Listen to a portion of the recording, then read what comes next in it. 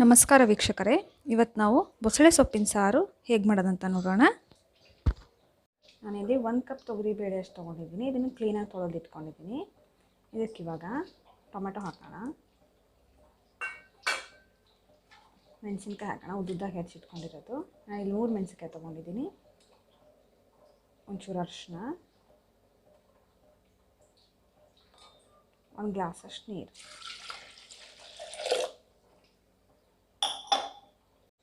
ಇವಾಗ ಕುಕ್ಕರ್ನ ಮುಚ್ಚಿ 3 ಸಿಟಿ ಆಗೋ ತನಕ ಕುದಿಸೋಣ.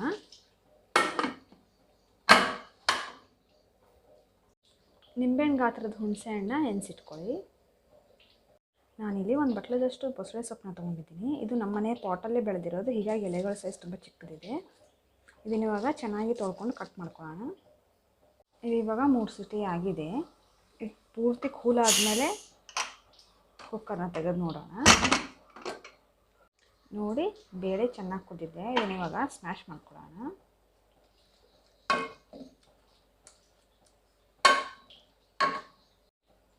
ಚೆನ್ನಾಗಿ ಸ್ಮ್ಯಾಶ್ ಆದಮೇಲೆ ಇನ್ನೊಂದು ಪಾತ್ರೆಯಲ್ಲಿ ಹಾಕ್ಕೊಳ್ಳೋಣ. ಇದನ್ನು ಇವಾಗ ಎಷ್ಟು ಬೇಕೋ ಅಷ್ಟು ನೀರನ್ನ ನೋಡಿ ಹಾಕ್ಕೊಳ್ಳಿ.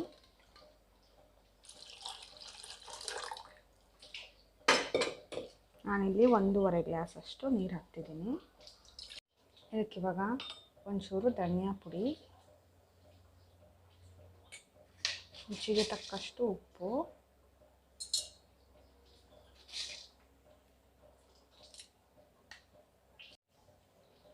ಹುಣಸೆಹಣ್ಣು ಹುಳಿ,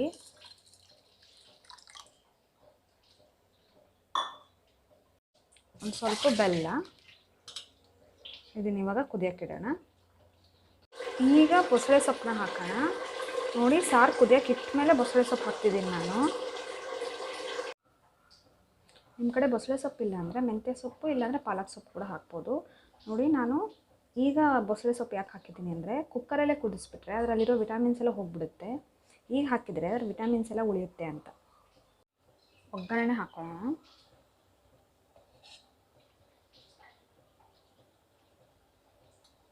ಎಣ್ಣೆ ಹಾಕ್ಕೊಳ್ಳಿ. 3 ಟೇಬಲ್ ಸ್ಪೂನ್ ಅಷ್ಟು ಎಣ್ಣೆ ತೊಗೊಂಡಿದ್ದೀನಿ ನಾನಿಲ್ಲಿ. ಎಣ್ಣೆ ಕಾದ್ಮೇಲೆ ಸಾಸಿವೆ ಹಾಕೋಣ.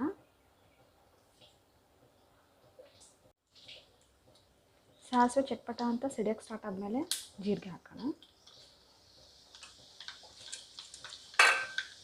ಈಗ ಬೆಳ್ಳುಳ್ಳಿ ಹಾಕೋಣ.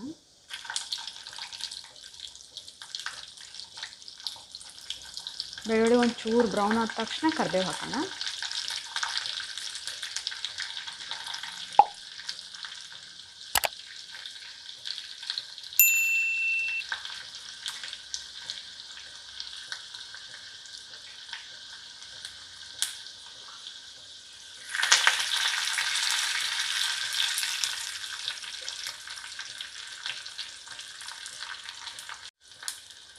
ಈ ಒಗ್ಗರಣೆನ ಇವಾಗ ಸಾರಿಗೆ ಹಾಕೋಣ.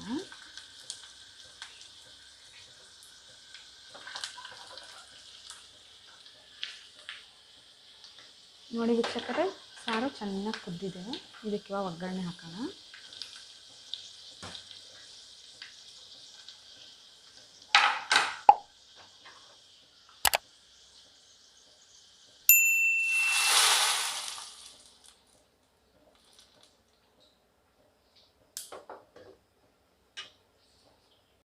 ಒಗ್ಗರಣೆ ಹಾಕಿದ್ಮೇಲೆ ಭಾಳ ತನಕ ಕುದಿಸೋದೇನು ಬೇಡ, ಒಂದು ಸ್ವಲ್ಪ ಕುದಿಸಿ ಆಫ್ ಮಾಡಿದರೆ ಸಾಕು. ನೋಡಿ ವೀಕ್ಷಕರೇ, ಬಸಳೆ ಸೊಪ್ಪಿನ ಸಾರು ರೆಡಿಯಾಗಿದೆ.